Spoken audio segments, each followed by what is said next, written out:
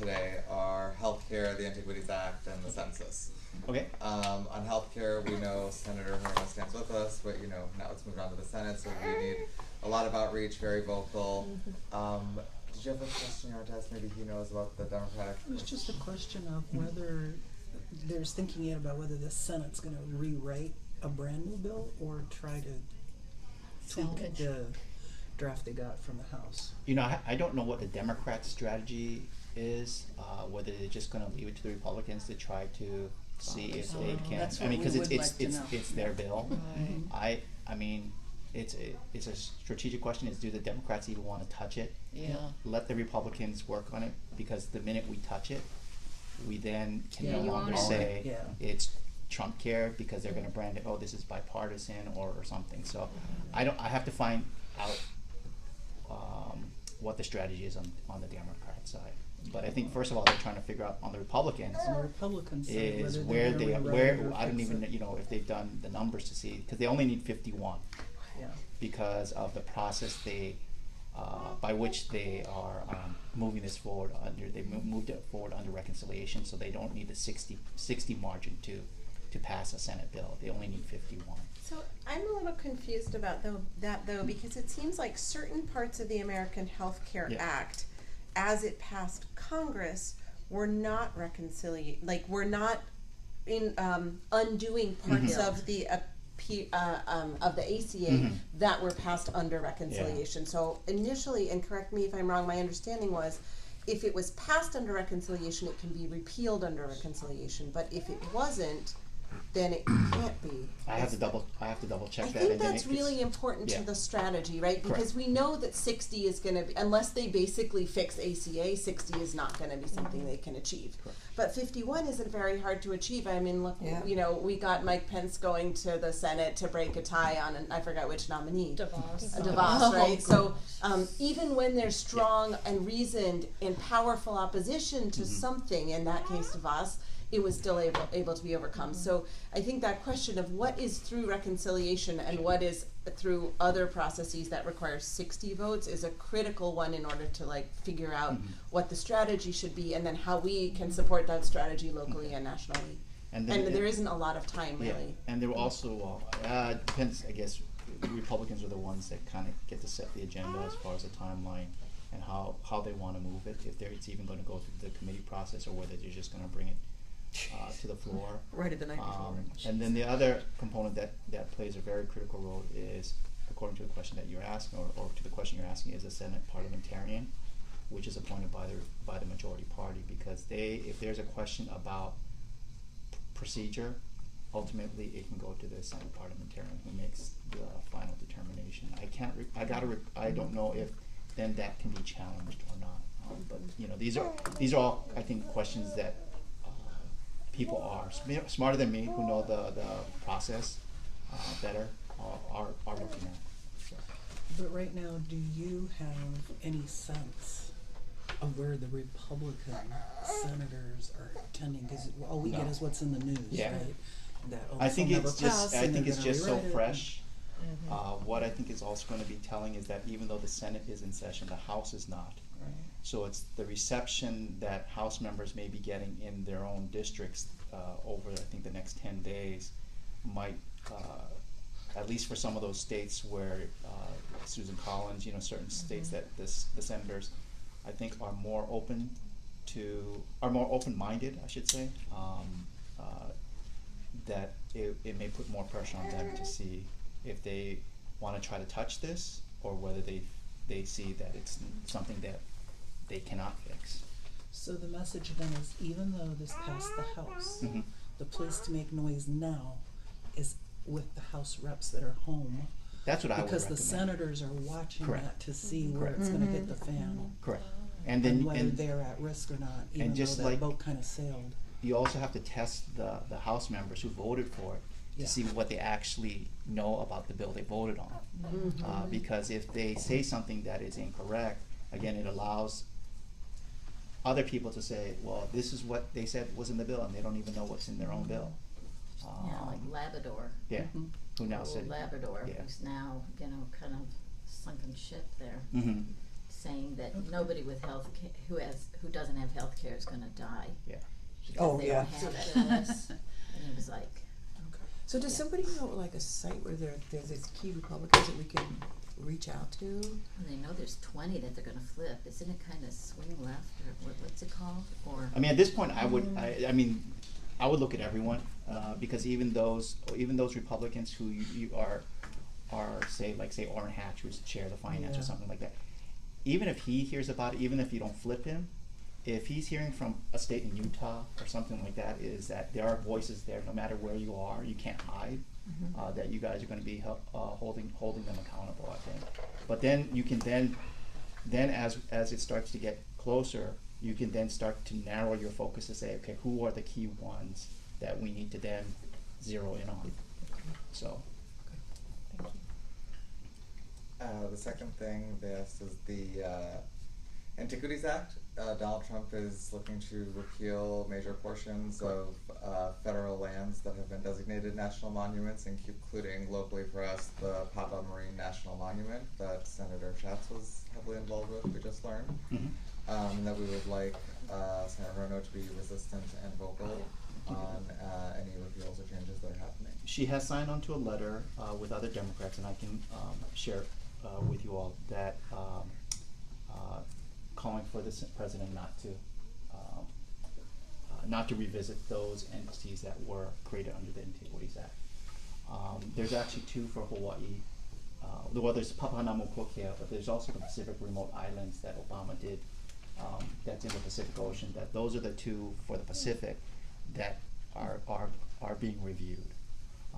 If you recall, if you were at the senator's town hall meeting when she was asked about Papahanaumokuakea, she specifically said she supported it. And what she did is, as she said, is that she tried to bring the different sides or different perspectives to the table beforehand so there could be a discussion. She thought it was important at the local level that people who are not on the same side just have an opportunity to talk to each other to see if we can work things out here. But in the end, she supported it, and she stands by the decision of the president. So. And then Ray spoke very eloquently upstairs about the census, which is another issue we would like to discuss. So I'm Ray from Indivisible, Yeah. and first of all, I'd like to say that she was terrific at our town hall meeting. I didn't get a chance to go, but I watched it live on Civil Beat, and she really was, really. And then on Sally Yates' hearing yesterday, when she mentioned yes, thank you. the influence that people from her town hall meeting, that was really, really very good. So The she format you guys chose was really good too. Yeah, I think that was. she gets Respectable. I said. So coming to these meetings has an effect, right? It's not just talking to people who disagree with you, but it's also talking to people who you think agree with you, and she does. So, the census. Not only do we have Comey getting fired today, but the head of the Census Bureau quit, or was fired, probably pushed out. And what seems to be happening is that the Trump administration is cutting funding to the Census Bureau, because they're getting ready for the 2020 census, and they want to make sure that the votes are suppressed. The count is suppressed in certain areas, like in the cities as opposed to the country. That's going to have a big effect on how many representatives each state has. Right? It's also going to have it's going to have repercussions in terms of how much funding there is. So, for instance, if Hawaii is getting funding based on who's living here, if there are different groups living here, and they have to be counted, because if they're not counted, Hawaii won't get that block grant money or won't get the other federal money, and it'll be a big hardship to the state. The other thing that's taking place with the word is out that the Republicans want to put down on the census form, when they tally it up, which is new, whether or not you're a citizen. And the whole reason for that is that as soon as they ask anybody now, with Trump wanting to throw everybody out of the country who's not a citizen, or only certain types of people who are not citizens, they won't fill out the form. They won't fill out the form. So if you have this big undercounting, it's going to be a financial hardship. So we think this is an important issue. it really is an important issue. It's setting the stage for the 2020 elections, not just 2020, but remember it's in effect for 10 years to the next census.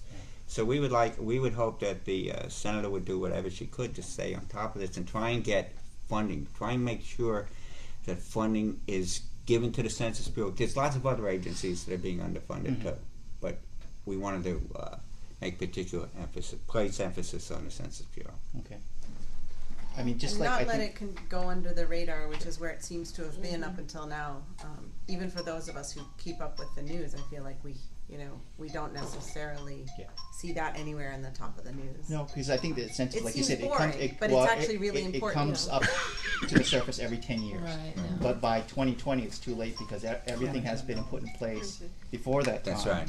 So if you don't have the system in place, like you said, then you can't get accurate information. And as the senator has said, is that, whether it's this and whether it's science, I mean, she wants good information out there so that policymakers like her have access to that information. To the data. But for the census, like you said, it's even more critical because for states like Hawaii, if we don't get accurate counting, particularly in rural areas, that does affect our ratio of funding and our ability to participate in various programs. So.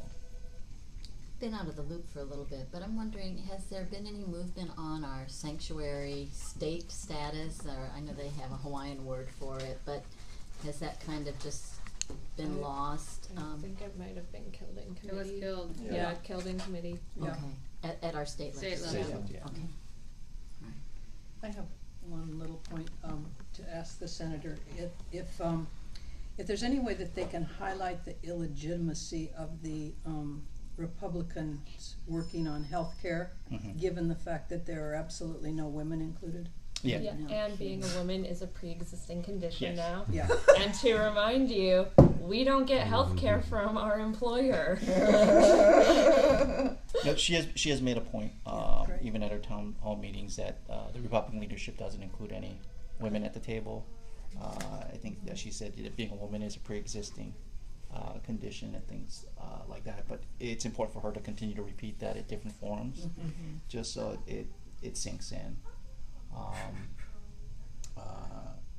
Just to let you also know, so there were 2 nominations that occurred yesterday. One was for Heather Wilson to be Secretary of the Air Force, and another was for Scott Gottlieb to be Commissioner of Food and Drug Administration. Both passed.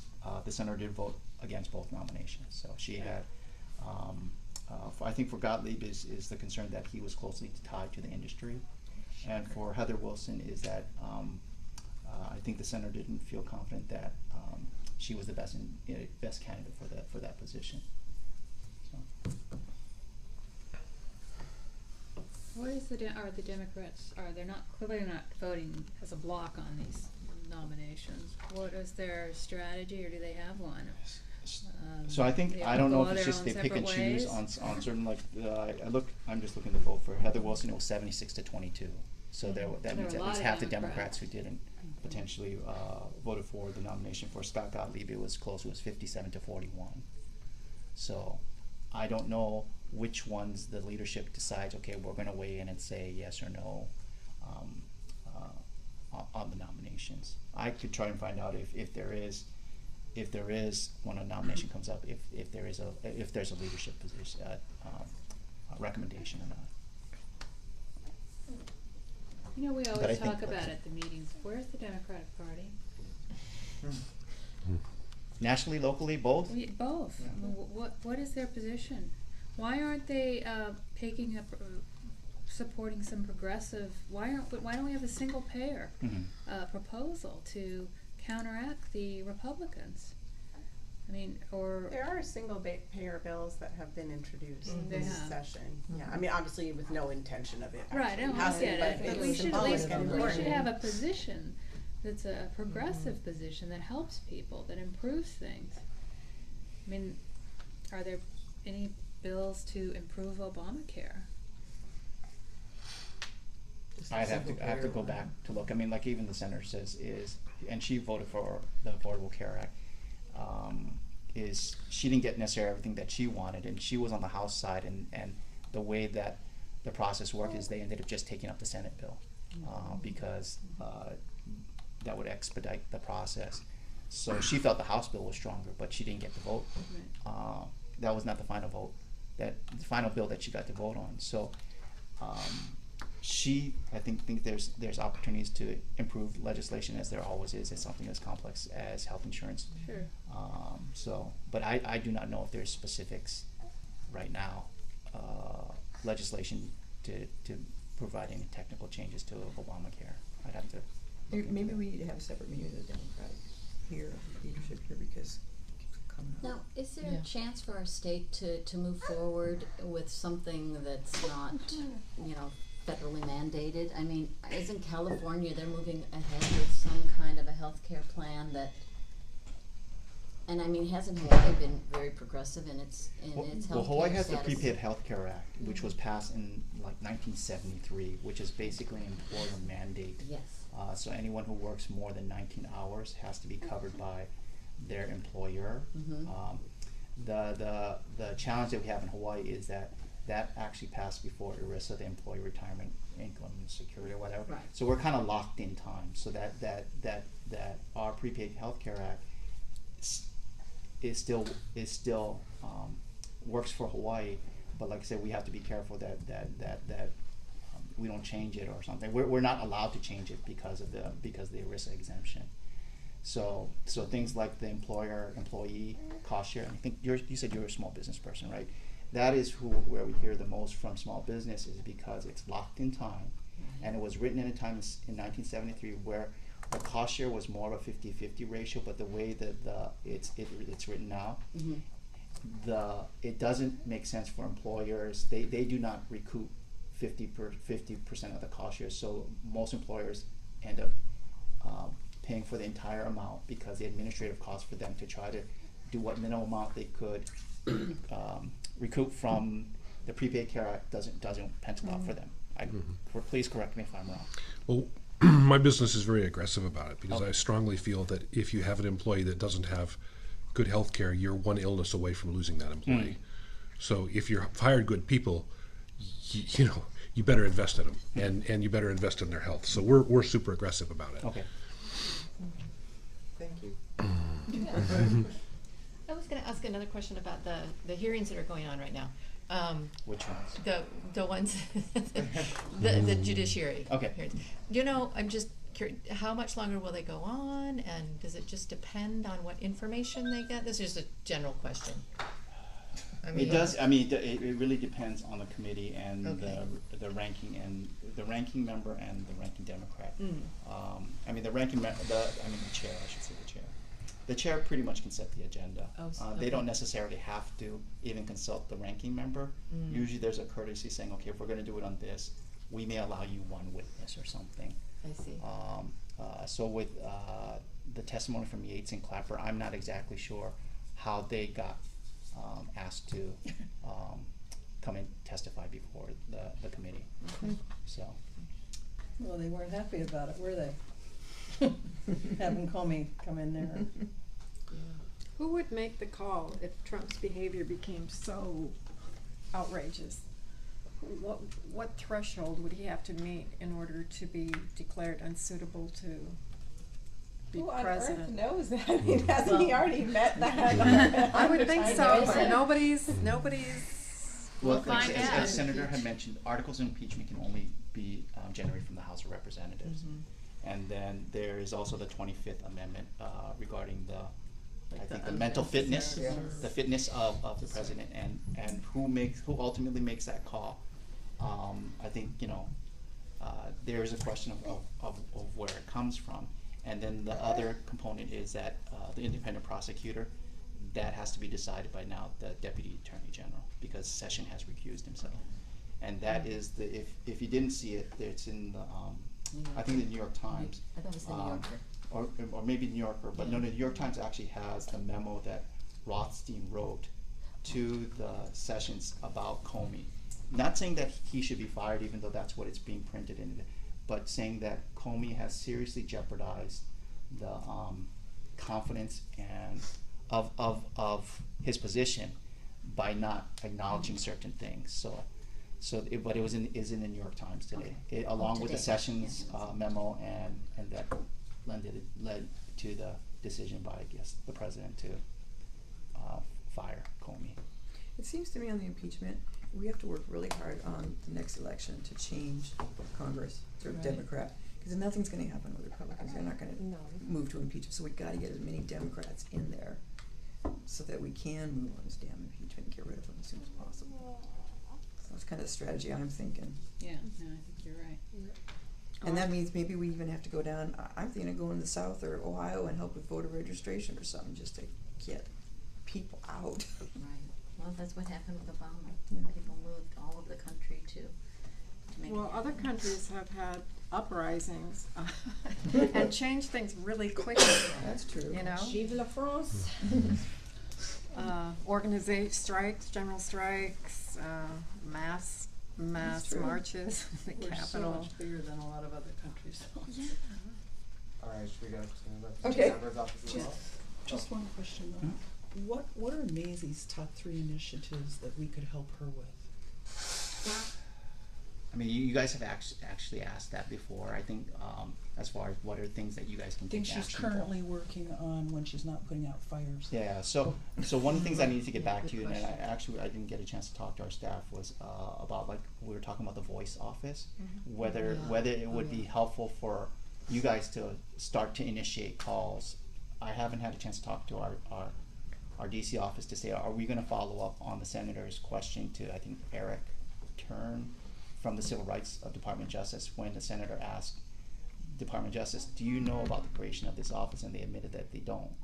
But whether we follow up and saying, okay, now that this has been brought to your attention, does creation of this office still hold to the protections of individual civil rights? And then we can come back to you and say that might be an example if we could ask for your assistance, that we maybe would get some calls locked into the Department of Justice. Okay. So I know you guys are looking for specific actions like that you can mobilize on. Well, Mazie's been very supportive of the issues and interests that we have. Yes. But that's a two-way street, right? So if there's things she needs our help Okay. in, we would need to hear that and know that so that we can think Sure. about how to work with you on the flip side. Okay, I have to work with my DC counterparts. They're more, they're on the policy side, so they can let me know what is going Well, on. at Brian Schott's office, they were just saying how for the Antiquities Act, they're gonna put something together for us so that we can start Commenting. Okay. commenting Oh, yeah, on 'cause it, there's an because opening they have comment period. 120 days or something, Correct. but Correct.